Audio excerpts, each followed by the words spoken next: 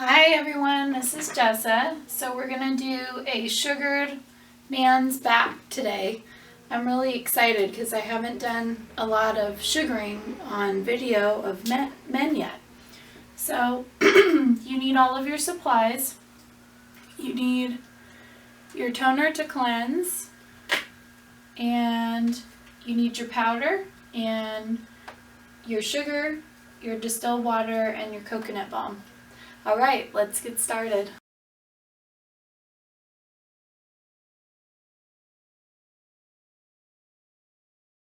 Okay, I'm going to cleanse the back first. This will be cold.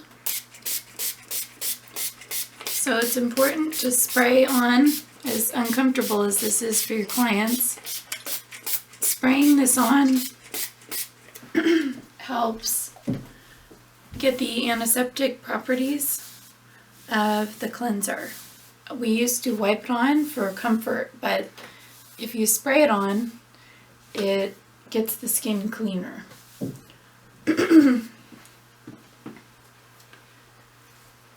Alright.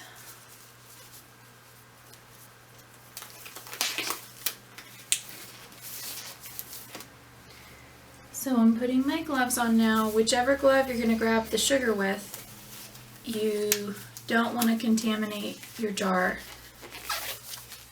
with touching the skin or anything that may contaminate your sugar. So hopefully you can still see the hair when I powder here.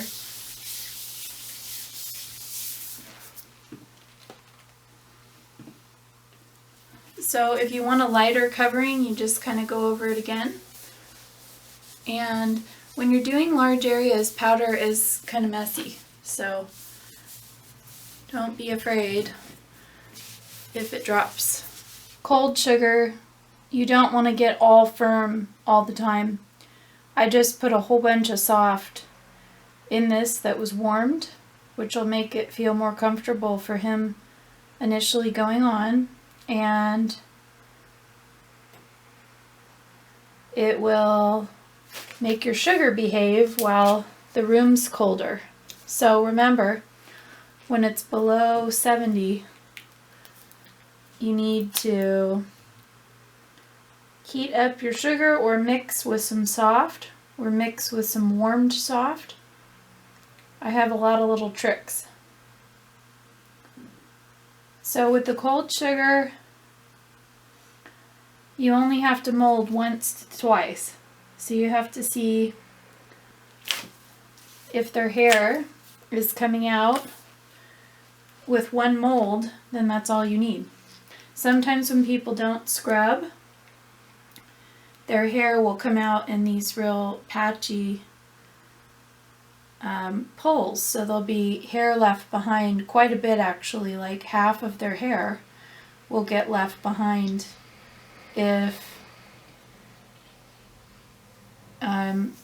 they don't scrub at home. So scrubbing at home is really important. For men, this is very hard because it's their back. But if they have a wife or a girlfriend that can help a couple times a week, or if they can reach back, those brushes might seem like a good idea, but those aren't the greatest because they don't tend to dry out and they grow bacteria.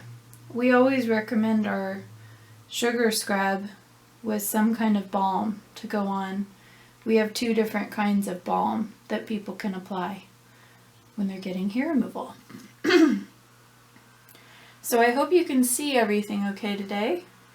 We have a new camera setup. So I do pretty large strips. Somebody was asking me just this week, how do you get your timing down on a man's back? Even though he's sparse in here, I'm actually going to cover the whole back. Now you can't speed sugar like this with warm sugar. With warm sugar, you're going to have to mold 3 times. So it's important to get the cold sugar if you want to go faster. And there's a few little hairs here and there left that I'm going to clean up at the end. But for the sake of the video, I'm going to kind of cover the whole back and then probably do the little bit of cleanup off camera after I see how much time we've used up.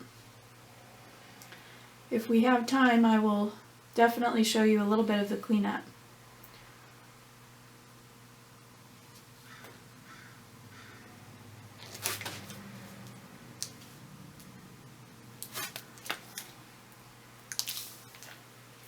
So you can see with cold sugar, it's a lot stiffer than warm, so it's not going to go anywhere.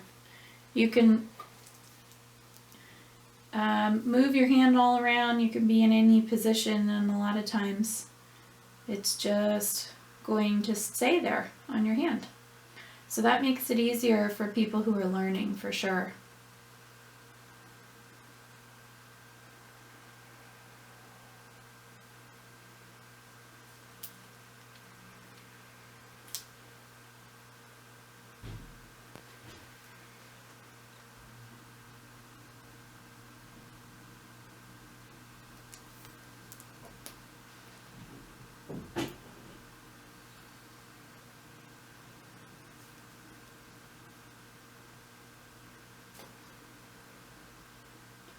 So you can see my hand is kind of in a sideways position.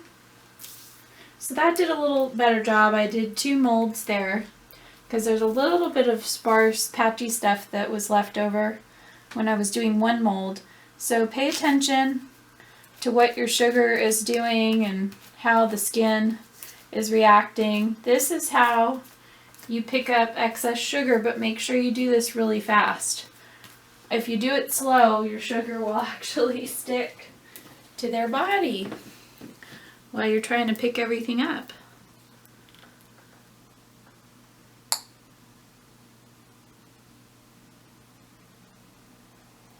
So usually I start at the bottom of the back and I move my way up, and the reason for that is usually the worst part of it is down at the bottom, wherever the hair is kind of thickest. But you should move in a pattern where you're doing 1 strip and then you're crossing over your last strip a little bit. And you should do that on other large areas as well, like legs.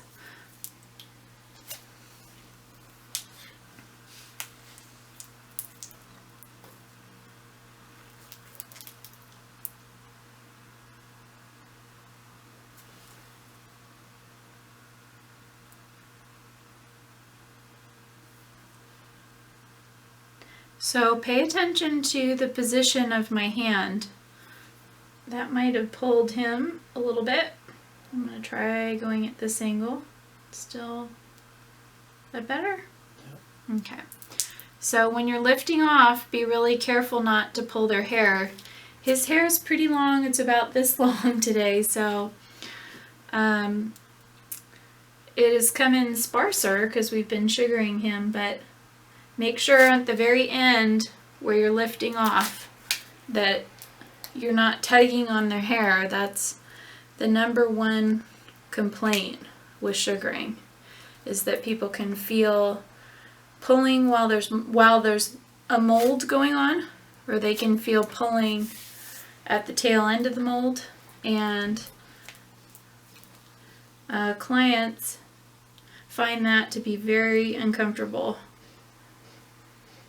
So when people have said they've had sugaring and it wasn't a great experience, that's usually why.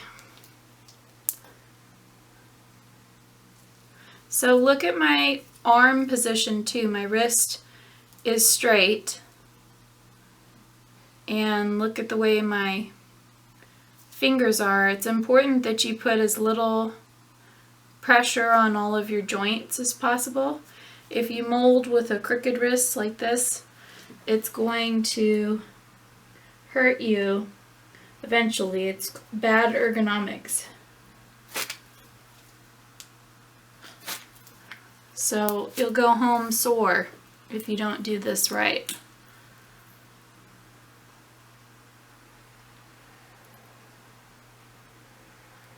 So you can't be shy, you gotta do pretty long strips. If you don't, this is gonna take a really long time on men.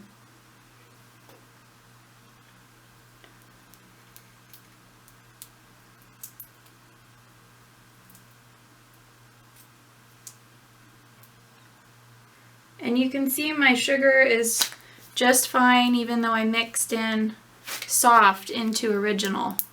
That's what I'm using. In fact, it's still a little bit stiff because it's so cold in here.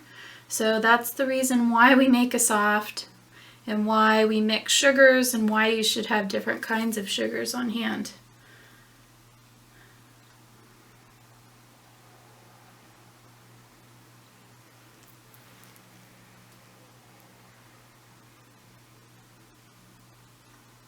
And your pressure should be pretty firm, but not too firm.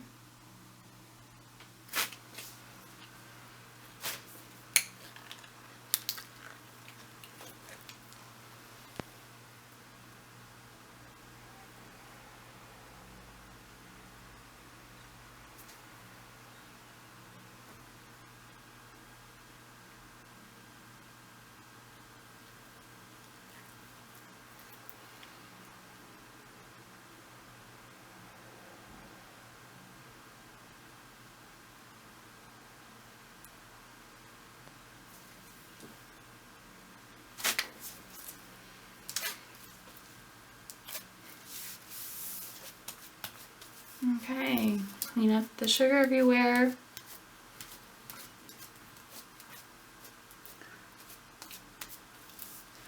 So there's definitely a little bit of cleanup in certain areas, but he is basically done. The bulk of the hair is gone. So this cleanup I'm doing, it's really not going to feel like much for him.